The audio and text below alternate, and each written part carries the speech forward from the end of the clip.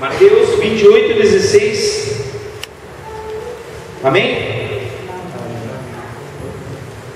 Os 11 discípulos foram para a Galileia, para a montanha de Jesus, para a montanha que Jesus lhe tinha designado.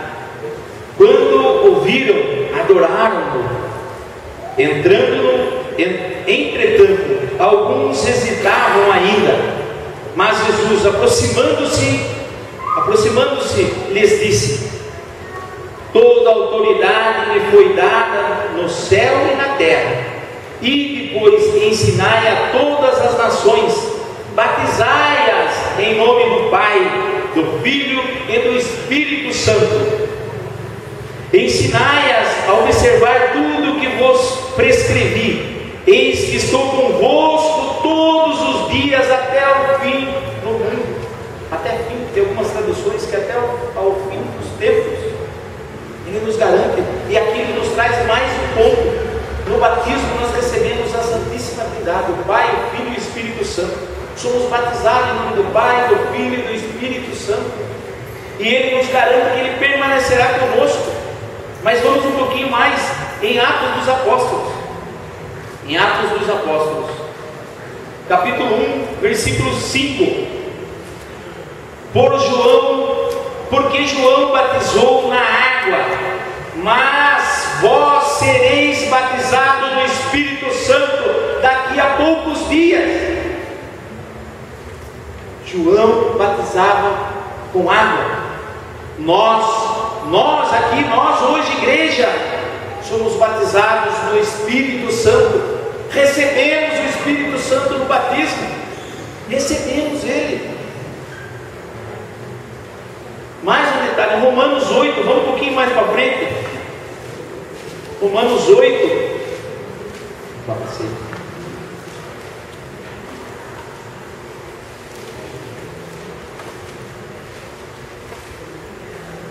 Romanos 8, 26.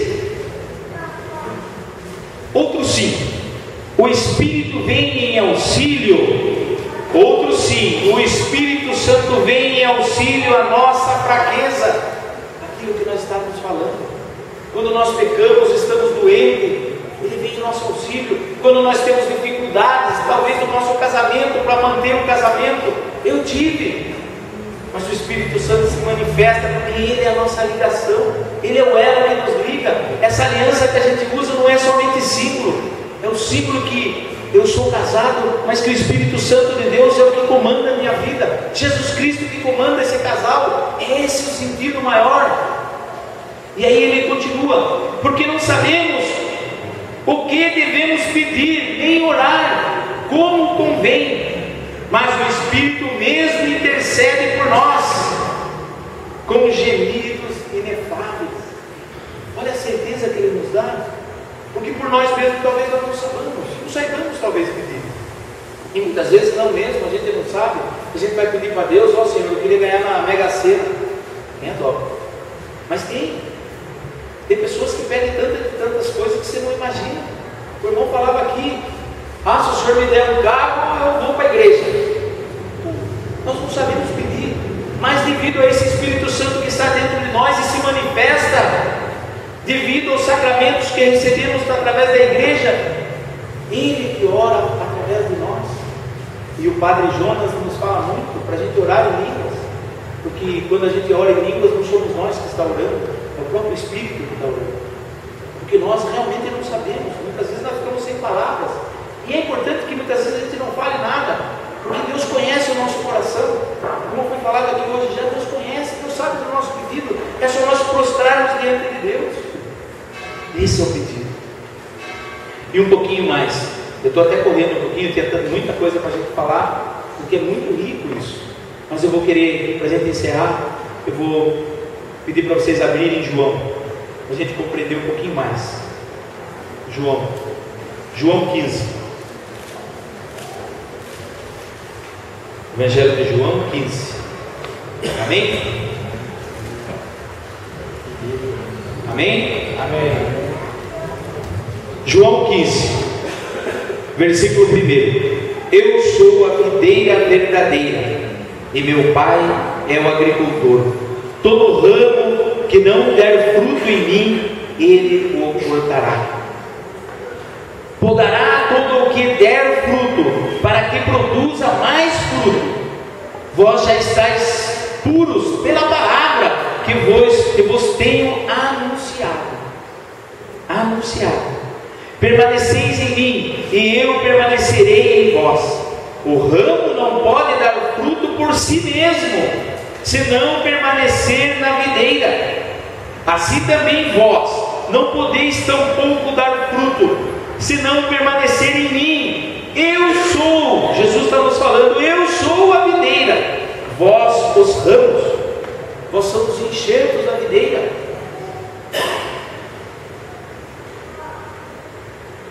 Quem permanecer em mim e eu nele, esse dará muito fruto, porque sem mim nada podeis fazer.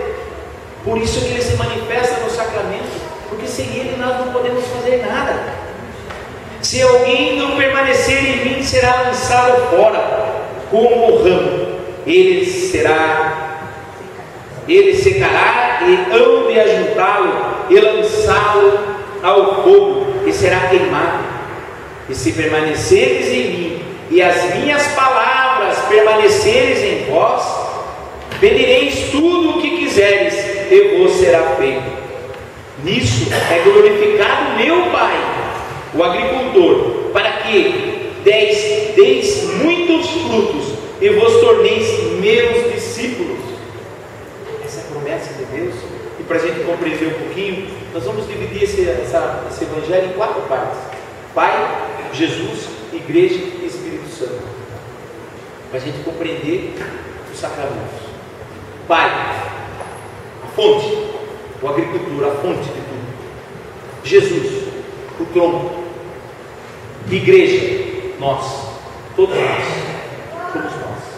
Jesus é o tronco, nós somos as igrejas, os ramos, o enxerto, aquele enxerto que é colocado no tronco da uva, e dali se produz uva, porque o pé que nasce da uva, ele não produz, ele é seco, ele sai os ramos, mas não sai cacho.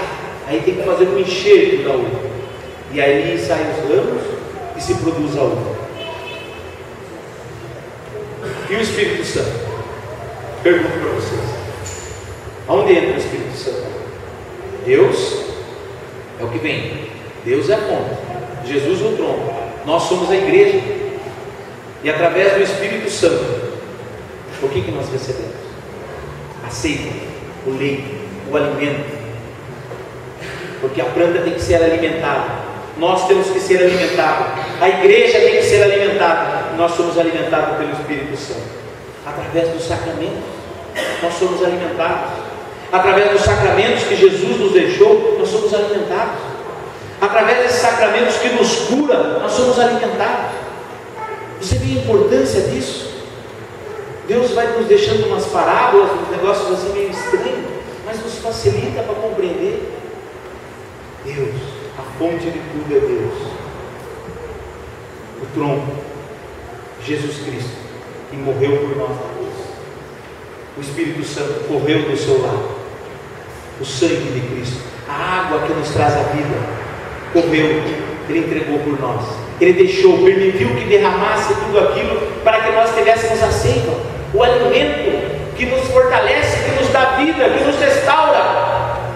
Esse é o sentido de todos esses sacramentos, que através dele nós recebemos todos os líquidos, toda a vida, todo o sopro do Espírito Santo, para que nós tenhamos vida, e vida em abundância. Ele não dá pouca vida, ele não dá pouco alimento.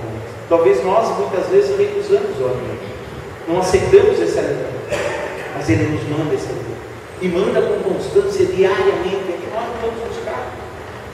Muitas vezes eu não vou, eu troquei o remédio e fiquei indo todo dia buscar a Eucaristia, eu buscava aquela seiva que vinha do Espírito Santo para mim.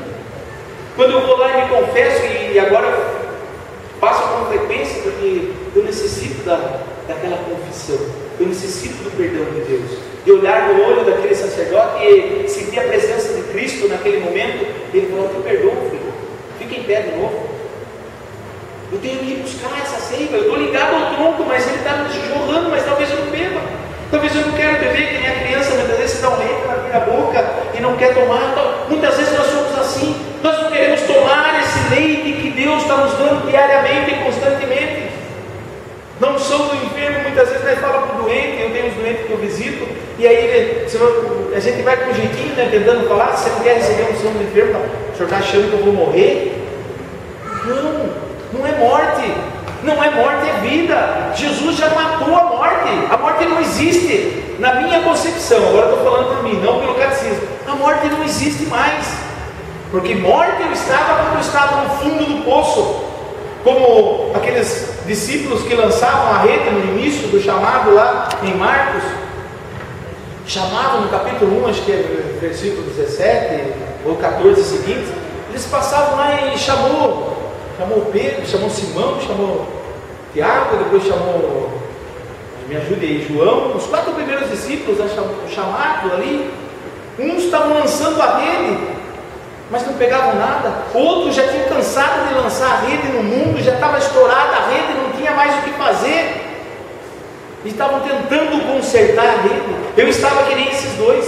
A minha rede já tinha despedaçado, porque a minha autossuficiência achou que já comandava tudo. Eu não buscava esse leite, essa seiva que brotava do tronco de Jesus Cristo, e eu já tinha os sacramentos, mas eu ignorava os sacramentos de Cristo. Eu ignorava o que Cristo queria me dar diariamente. Ele ficava me insistindo, passando, como ele passou lá. Ele passou simplesmente, e chamou o Simão, chamou o Tiago, chamou o João. Ele chamou, ele passava todo dia pela minha vida chamando, mas eu não ouvia. E muitas vezes nós somos assim, nós trancamos os nossos ouvidos a Deus, e para esse sacramento de Deus, no matrimônio, nós esquecemos que nós nos unimos a esse sopro de vida do Espírito Santo, e achamos que nós resolvemos, talvez nós usamos um pouco e daí queremos jogar o bagaço fora, só que esquecemos que naquele bagaço, que na nossa mente é bagaço, está o Espírito Santo de Deus, a vida plena, a vida mais bela que pode existir, que é o Espírito Santo, está dentro daquela pessoa que casou comigo, do esposo, da esposa, dos filhos que Deus me constituiu, me concedeu, aquela prole que Deus me deu para que eu desse uma continuidade de vida. Então nós temos que ir buscando, oração e buscar os sacramentos. Constantemente.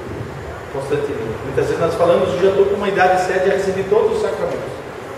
Falta um para mim, que é o da ordem. Se Deus quiser um dia, talvez até receba. Como diácono eu posso receber. Mas falta esse. Não que eu estou buscando graus, mas não. Eu tenho sede desse Espírito Santo cada dia mais. Faz pouco tempo a minha conversão, mas cada dia eu busco algo mais.